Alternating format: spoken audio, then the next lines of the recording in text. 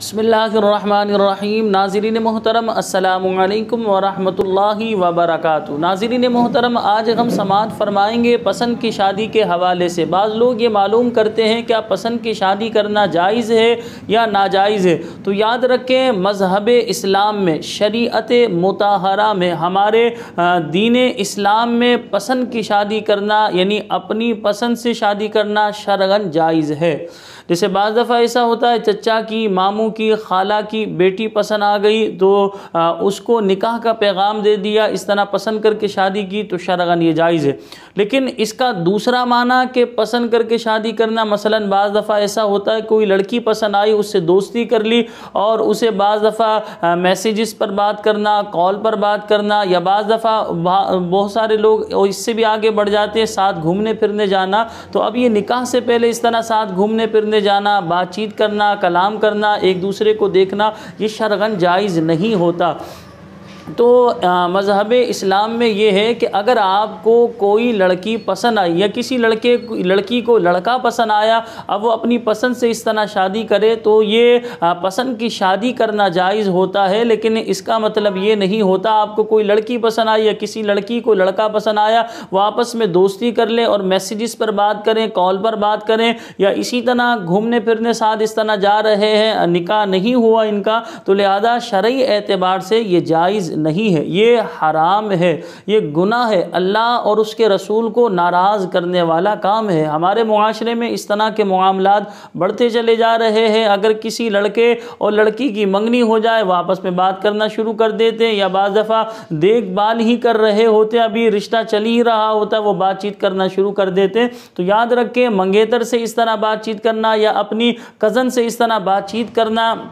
یہ شرعاً جائز نہیں ہے۔ یا اسی طرح عام کسی لڑکی سے دوستی کر لی کسی لڑکے نے اور ان سے کلام کرنا یعنی کہ ان سے بات چیت کرنا میسیجز پر یا ٹیلی فون پر، شرعی اعتبار سے یہ جائز نہیں ہے۔ دیکھیں، ہم سب کو چاہیے ہم اپنی سوچ کو، نگاہوں کو پاکیزہ رکھیں۔ ہمارے اندر نورانیت تبھی آئے گی جب ہماری سوچ پاکیزہ ہوگی، ہماری نگاہ پاکیزہ ہوگی۔ ہماری زبان میں تاثیر تب ہی آئے گی جب ہماری سوچ، نگاہ پاکیزہ ہوگی۔ جو لقمہ ہم کھا رہے ہیں وہ حلال کا ہو، ہم حلال کام کر رہے ہوں، اللہ اور اس کے رسول کو راضی کرنے والے کام کر رہے ہوں، تبھی ہماری جسمانی طور پر ہمیں سکون ملے گا، قلبی طور پر ہمیں سکون ملے گا، ہمارے اندر روحانی پاور پیدا ہوگا، روحانیت پیدا ہوگی۔ اور اگر ہم گندگی غلاظت میں پڑے رہیں گے، یعنی ہماری سوچ بھی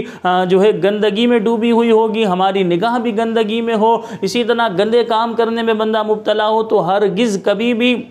انسان کو ذہنی سکون نہیں ملے گا، قلبی سکون نہیں ملے گا، انسان ہمہ وقت پریشان ہی رہے گا۔ ہم یہ چاہتے ہیں ہمیں قلبی اور ذہنی سکون ملے، تو ہم اپنی سوچ کو پاکیزہ کریں، نگاہوں کو پاکیزہ کریں، اپنے لقمے کو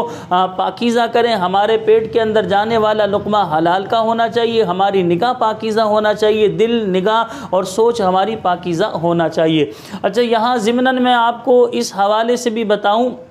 اگر ہمیں ماں باپ سن رہے ہیں تو خدارا اگر آپ کی لڑکی نے مطالبہ کیا کہ فلاں لڑکا مجھے پسند ہے، تو اگر آپ کو چاہیے کہ آپ اس لڑکے کے بارے میں معلومات کریں، اگر واقعتاً وہ لڑکا صحیح ہو تو آپ انا کا مسئلہ نہ بنائیں، آپ اپنی لڑکی کی اس سے شادی کر دیں، اسی میں عافیت ہے۔ اسی طرح بعض دفعہ لڑکے نے ماں باپ سے کہا ہوتا ہے کہ فلاں لڑکی مجھے پسند ہے، تو ماں باپ کی ذمہ داری ہے کہ اس لڑکی کے اندر دیکھیں وہ تمام خوبیاں موجود ہیں جو خوبیاں ہم چاہ رہے تھے، تو لہٰذا اب ایسی صورت میں وہ خوبیاں موجود ہوں تو اپنے بیٹے کا نکاح اس لڑکی سے کر دیں، انا کا مسئلہ نہ بنائے، ورنہ بعض دفعہ ماں باپ شرمندہ ہوتے ہیں، وہ خود سے اس طرح نکاح کر لیتے ہیں جسے کورٹ میرج کہا جاتا ہے۔ تو کورٹ میرج کے دروازے دیکھیں کھلے ہوئے ہیں، وہ لڑکا لڑکی اس طرح شادی کر لیتے ہیں، خاندان میں، برادری میں، محلے میں بدنامی کا سبب بنتا ہے۔ تو آپ ذرا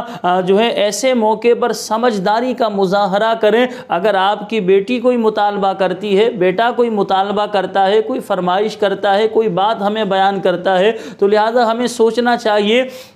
مثلا لڑکے نے کہا فلاں لڑکی پسند ہے، تو آپ اس لڑکی کے اندر خوبیاں موجود ہوں تو نکاح کر دیں، بالفرض خوبیاں نہیں، اس کے اندر عیب بہت سارے ہیں، تو آپ اپنے بیٹے کو محبت سے پیار سے سمجھائیں کہ بیٹا تمہارے وہ لائق نہیں، قابل نہیں، دیکھو اس میں یہ خرابیاں ہیں، آگے چل کر تم نے اسے فیض کرنا ہوگا، کس طرح آپ جو ہے زندگی گزارو گے، تو اپنے بیٹے کو سمجھائیں۔ اسی طرح بیٹی اگر کہتی ہے فلاں سے میرے نکاح کر دو، میں شادی کرنا چاہتی ہوں، تو اس لڑکے کے اندر وہ تمام خوبیاں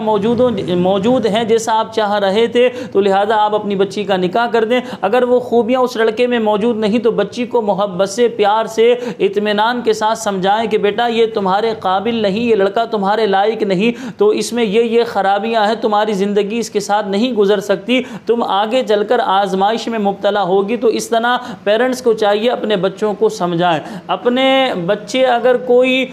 فرمائش کریں، اپنی پسند کا اظہار کریں، تو ماں باپ انا کا مسئلہ نہیں بنایا کریں کہ بھئی نہیں تم نے کیسے پسند کر لی، تم نے کیسے پسند کر لیا، ہم جو ہے فیصلہ کرنے والے موجود ہیں، ہم بڑے موجود ہیں، ہم فیصلہ کریں گے۔ تو اس سے یہ ہوتا ہے بعض دفعہ بچے باغی ہو جاتے ہیں، وہ بچے خود سے فیصلے کر رہے ہوتے ہیں، وہ خود سے اس طرح نکاح کر لیتے ہیں، چھپ کر لیتے ہیں، کورٹ میرج کر لیتے ہیں، تو جس کی وجہ سے ماں باپ کے لیے، خاندان کے لیے جو ہے یہ بدنامی کا سبب بنتا ہے۔ تو خدا را جس دور سے ہم گزر رہے ہیں، اس دور میں ہر قدم کو بڑی سمجھداری سے رکھنا ہے، عافیت کا راستہ یہی ہے۔ لیکن یہاں میں جو اولاد مجھے دیکھ رہی ہے، میں ان سے بھی گزارش کروں گا خدا را اپنے ماں باپ کا خیال رکھیں۔ ماں باپ نے بڑے پال پوس کر جو ہے بڑی محنت کر کے، مشقت برداشت کر کے